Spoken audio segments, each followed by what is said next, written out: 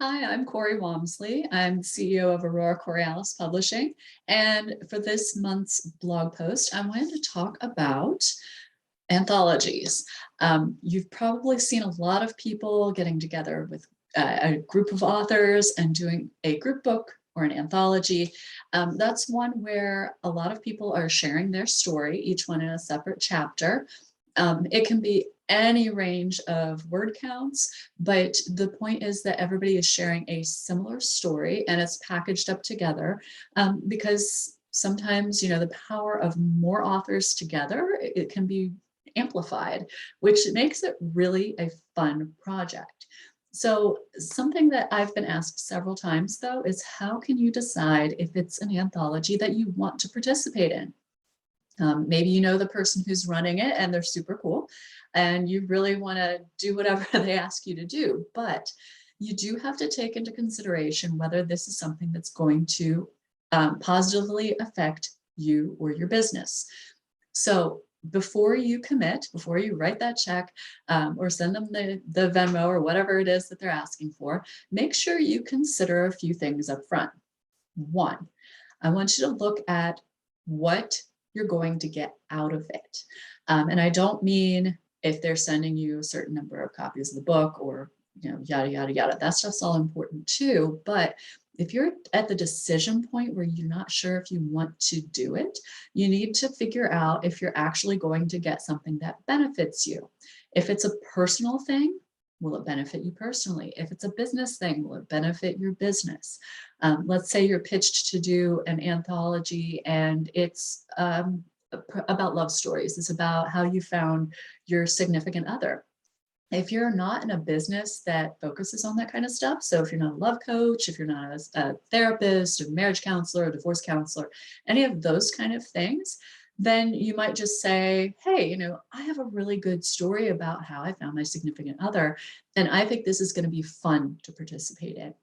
And then, yeah, great. If it's going to benefit you in that way, then perfect. That could be a good fit for you. But if you look at it and you say, you know what, the ROI for my business isn't there. I'm going to have to take time out to write the story. And I really don't see how it's going to benefit me. Then don't do it. Simple as that. You have to look at whether it's going to benefit you in a way that you want to be benefited. You may be asked to do an anthology that is business-based. Let's say that you're in a book where you're asked, hey, talk about how you market your business. If you're if you do websites, then that might be a perfect fit for you. If you want to talk about how your website benefits your business, perfect. How you help your clients get their website, to benefit their business, perfect. But if it's not a fit for you, make sure that you don't just say, you know what, she's my friend and she asked me to do it. It has to be a good fit for you. The second thing I want you to look at is if it's something that is, a fun thing for you, something that's just going to feel good, absolutely going to be a totally different thing. But if you're looking at it as something that could benefit your business, you have to consider who else is going to be in that book. If it's a group that you definitely want to get in front of their audiences, that's one of the big benefits to doing an anthology. So if you have a bunch of people in different industries and they're all getting together to do a book and it's going to go out to people who are in your audience, then yes, that is a good thing for your business. I've participated in a couple books. One of them was 21, and the other women in that book were all entrepreneurs. Well, guess who my audience is? Entrepreneurs. And I knew that they were going to be connected with other entrepreneurs. Those are the kind of people who want to write books and need to work with a writing coach or a publisher or an editor, or any of the different roles that I fill. So I knew that that was going to be a good book for me to be in because all those women were going to be reaching their audience with that book. So my story was going to be in front of their audience, as well as their story being in front of my audience. So it can be a wonderful tool for you in that way. Number 3, if you can, see what you will get out of it as far as marketing, PR, any of that kind of stuff.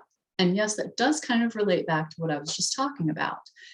If the people in that book are committed to getting the book out, getting it in front of their audience, marketing the book, fabulous. But I've seen some anthologies that, it was all on the anthology leader. That person was the one collecting the stories, and then that person was the one trying to do the marketing. It's not going to be as successful that way. And that kind of, doesn't really help when you've got all these authors who are just saying, here's my story, and then not everybody's sharing it.